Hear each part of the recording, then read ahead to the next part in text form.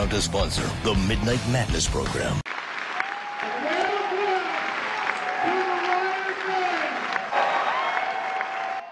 From Chile, Nicholas Lopez! hello.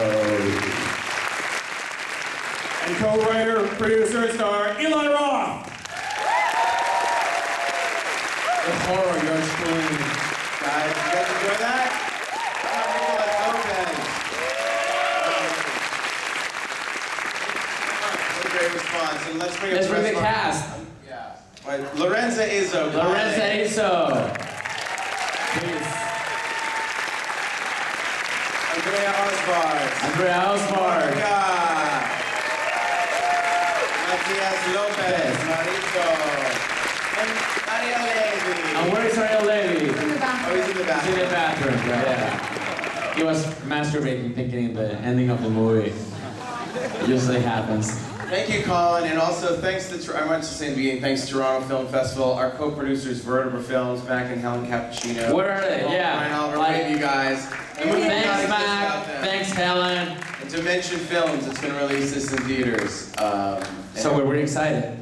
Like, sexually excited. Of course. Thank you very Okay, much. so let me start off here and ask. So originally, you guys weren't going to be writing this kind of film. It's going to be like a sci-fi film. Yeah, a sci-fi film. How did it suddenly turn into Aftershock? Well, basically, one night I was sleeping and suddenly there was a 8.8 earthquake, and I decided that it was a great idea for a film. You know, well, when I survived, you know, I had to survive first. And it was really crazy, you know, because I was sleeping and suddenly the earthquake started trembling and suddenly I saw my Nintendo Wii, like, Nintendo Wii literally flew across the room and it hit my South Park dolls and I was like, oh my god, this is real. Yeah. You know? When the Wii hits the South Park dolls, that's when you know. That way you know that it... Wait, Ariel Levy just... Ariel Levy's there! Our second... He has a hand. Give him a hand, yeah. Give him a hand, yeah. No, we were talking about, you know, doing something supernatural, and he told me the stories of what happened that night. The earthquake happened, and then he's like, you can't. He's like, you know, Santiago is very high tech. It's a W hotel. It's Starbucks. It's very hipster. We call it chipster. Yeah. But it's like really cool clothes. Nobody's barefoot, but, yeah. except for Ariel.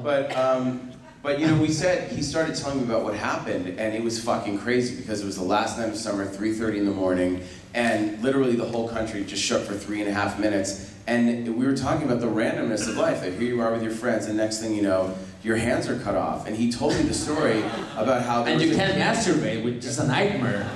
You have to do it with your mouth, you know. And imagine that, you know, it's almost impossible. So. Yes, no, amazing. You had them. It was a serious moment, actually. Yeah. They were on your side. I know, well, whatever. But you said, he told me the story about the hands being cut off, how there was a kid who lost his hands in the bar, and the music kept going, and everyone was literally looking for... Like La Macarena was playing, you know, like... And they're like... Where the fuck is my hand? That was a friend of mine. Yeah. And then you find out that's Lorenza's friend, who lost the hands for real. That wasn't true. Yeah, except for the Macarena part, I made that. No, but seriously, the hands got cut off, and it's just... And Lorenza, the guy was in a coma, and I mean, tell us about that. Well, yeah, that was an actual true event. My friend lost both of his hands. Thankfully, some of our friends found both of the hands. They got sewed back. Just one of them works. The other one, he has a prosthetic. Another one of my friends was in a coma for 3 months, so it was pretty kind of intense and really sad experience for us. Thankfully, they're both recovered, but yeah. No, but it was like for real. It was really hard, like for real. Like the earthquake happened, and I had a girlfriend at that time, you know, now I'm single, so if you wanna fuck with me, it's okay. And I had a girlfriend at the time, and I called her, and she was in Valparaiso where we shot the movie. And I called her, and I was like, are you okay? And she's like, yeah, I'm running to the hills. And I was like, why? And she's like, because there's a tsunami warning. And I'm like, what? And she's like, yeah, but don't worry, shh. And like, nothing, like radio silence for 4 hours. And I was like, okay, my girlfriend is dead, so it's okay to cheat. No, but it was really hardcore. Like for 4 hours, it was really hardcore. I was sitting in my car, like, and like feeling all the aftershocks, listening to AM radio, And no, it was There like was no Chilean radio, by the way. yeah, there was we were listening to Argentinian radio. You We were were in a club, desperate like for in the movie. yeah, I was in a club, I was partying with all my friends, having a Of lot course. of fun. A bunch of my friends thought it was special effects. Oh, I'm trying, this is a cool thing. It's like shaking, the club is shaking. And then all there's an actual, earthquake and the thing hit and a bunch of my friends were like running around, blood all over their hands because it was filled with glass panels, a glass ball broke. So after that, we were told to run to the hills because we were on the coast of Chile. And we ran to the hills, we went up to the cars with everything, and there was no radio, there was no Chilean radio, you had no communication, our iPhones weren't working, no Twitter, it was nothing, and the only thing we had was the Argentinian radio that was telling us there was a tsunami warning. If not, we would have not known, and actually, the tsunami warning was called off, and it actually hit, and it killed more than 1,000 people. And when it happened, this happened like it was kind of like the end of like kind of like the summer vacation, and it was like 3 It was the days, last so- weekend of so summer. everyone It was the last weekend of our prepared summer, for it was the whole young generation So, partying. yeah, we were talking about that, and then he told me, I was like, well, what about the looting? And he said, first the looting started. First it was people getting food, then it went to flat screen TVs, and then all the prisons had broken open, and the prisoners were out. So very quickly, the police, there was curfew, there was martial law, there were people on their lawns with shotguns going, if you come in here, I'll shoot you. It's like you're out there with your It friends. was like living in Texas. Yeah, it was... You'll be here all week, folks. I don't know English. It's very hard to me to understand what I'm saying.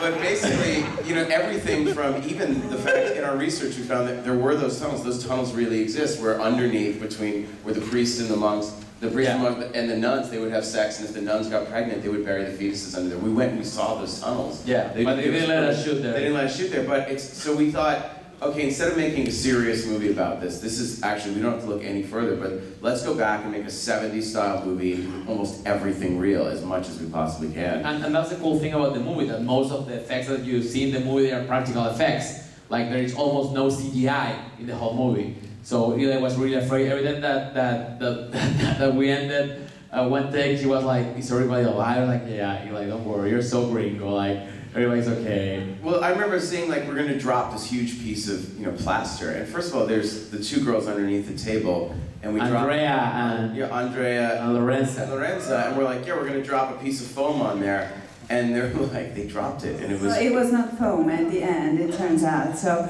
actually, I just realized when we shot the scene that we were under the table, and then there was a huge bang, like really huge, and then I was told it was a real concrete piece. So I was so happy I was alive. So I never actually lived a big earthquake in my life. But I've now lived it for 7 weeks in Chile with you guys, and the interesting thing is that I was last week in Los Angeles, and there was a small earthquake during the night, and I just woke up and turned over in my bed, and it's just an earthquake. Yeah. And Matthias, I don't even bother anymore. Matthias, weren't you in bed during the earthquake? Yes, actually I was in bed. But with your girlfriend? You were having sex. Well, yeah, That's the real story. actually happened. I You were having didn't feel sex it at there? all at the first, but then I feel it, and well, my sister was at the door next, so she started screaming, and then I said, "Why my sister is screaming, and I'm fucking my girlfriend?" So now that, okay, yeah. Who were you fucking, your sister or your girlfriend? No, my girlfriend. Just fucked up. Yeah, Yeah, so I realized that. because your sister is also my sister. We are related, so. Yeah. Okay. Ariel, where were you when the earthquake hit? I was sleeping. So gay. I mean, so guy, like a guy, because you're a guy. English, I don't understand. Harder for me to understand. Let's try this. Let's see if anyone's got a question, but I warn you, ask at your own peril. Yes. It's very, very strange for me. It's bizarre to be a mature one on stage of Q&A. I've never experienced this before.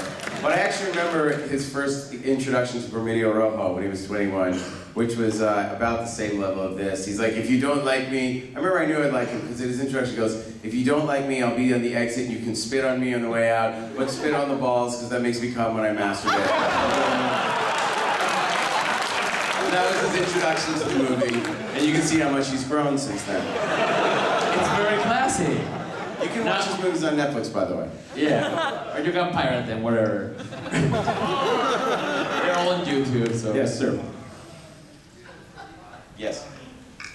What's the best piece of advice that Tarantino gave you as a writer? And by extension, what's the best piece of advice that Eli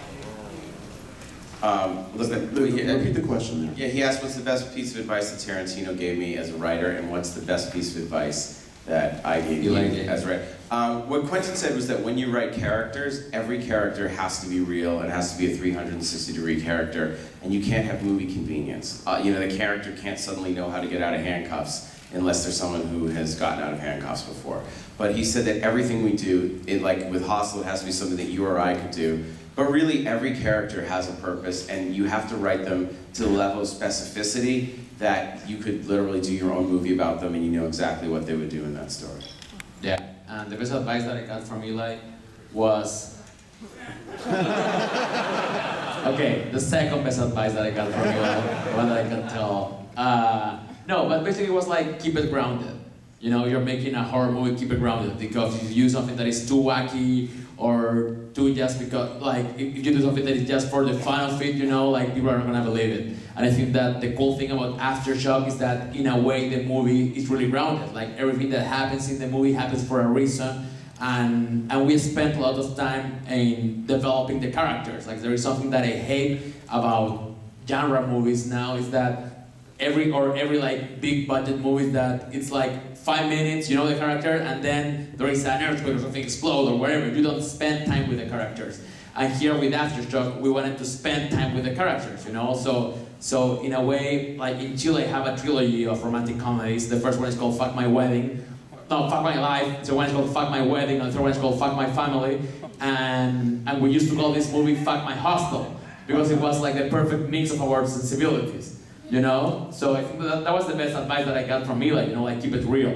Keep it real, bro. He didn't say bro, but because he's not black. I mean, he's not, whatever. I mean, I don't understand the English. All right, I see a question over here.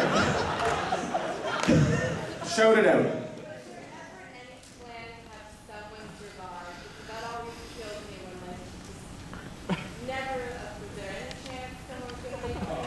Well, you never actually. I mean, Monica, you don't know that Monica's actually an amazing swimmer. Yeah. The Olympics. So yeah, that was a little minor point that we cut out, but in Aftershock, Toonami.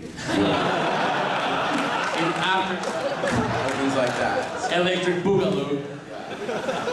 That we are prepping right now. Someone asked me that this morning with journalists, and I said to her, well, She was crying. She goes, why'd everyone die? I said, well, tsunami's coming for us all. And she goes, I know, but why'd everyone die? I go, no, we're all gonna hit, in one form or another, the tsunami's coming for all of us. And she goes, no, but I don't like the beach. And I was like, it's a metaphor for death! We will all die, including you, one day! She had a heart attack. It was really awful. When does the film come out in Chile? In Chile? We don't know yet. We don't know. To mention the one just bought the movie, which is it's very exciting. Congratulations, Nicholas, his first movie released the actual and all of these people. Andrea, Lorenza. It's great. So once they pick the U.S. release date, then we literally just finished it 4 days ago. So this is actually the first time. It's the first time that we see the movie on a screen. So yes. Selena Gomez. I will just tell you, I was petrified that she was going to come with her boyfriend. I was scared for his life. No, Selena's a huge horror movie fan. I met her, and she loves the Hostel movies. Like, she's kind of obsessed with them. And we've been talking about doing movies together. And I had no idea she was into horror. And so her people wrote me and said, we really want to arrange a meeting with you and Selena to sit and talk about this formally. And I said, well, I'm in Santiago. And they said, oh, she's going there to do a concert. So the night before a concert, she came to set and she hung out. We were actually shooting the VIP scene at the the concert. And so, the next day, she hung out for like 4 hours and just had a great time. Said, I haven't been on a set, I haven't shot in a year since my show's over, I'm doing music. And she said, I miss it. And we were like, do you want to do a part? Like, we're shooting here tomorrow night.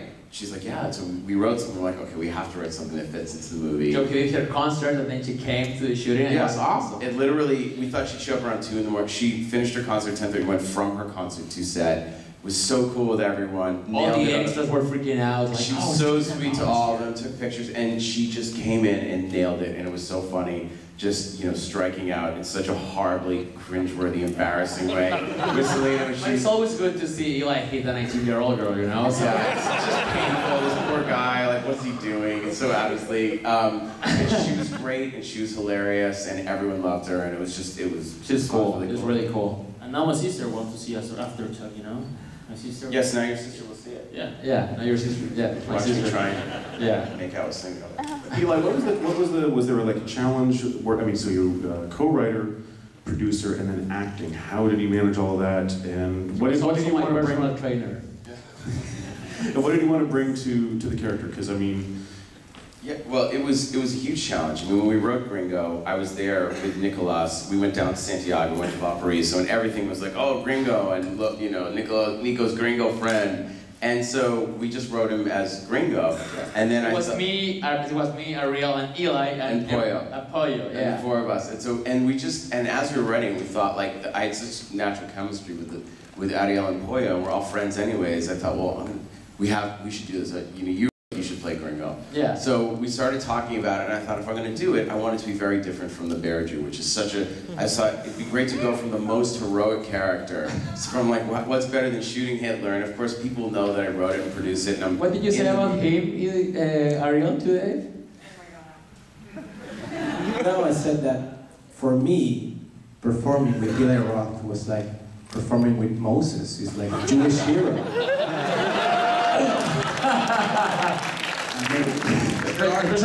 You're so inspiring for every Jewish boy all over the world. And how do you call yourself? We can shot Hitler.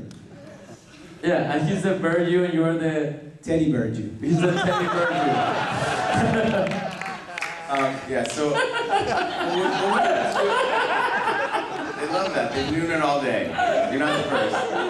The hyena is out at 2 in the morning. I wanted to write, first, we wrote the script, that was the challenge, to write something that is going to follow a certain path but subverts expectations, and that's always the fun, is setting an audience up one way and completely flipping it on its head. And we want to set him up like he's going to be the hero, he's our main character, of course he's going to save the day, and he winds up being the biggest pussy chicken shit, sells out the girls, like horrible, and I thought, God, this would be great, because no one will be expecting that I'll give away where the girls are, and just be so, but you also understand it because he has a daughter, it's some like survival terror instinct that suddenly everything else gets blocked out. And in a way, it all started because of the blogs, because when the news came out that we were making After Chuck and that Eli was playing a part, it was like, oh, Eli's gonna be the hero. He's so the hero. We're like, fuck them, Yeah, he's not gonna be a hero.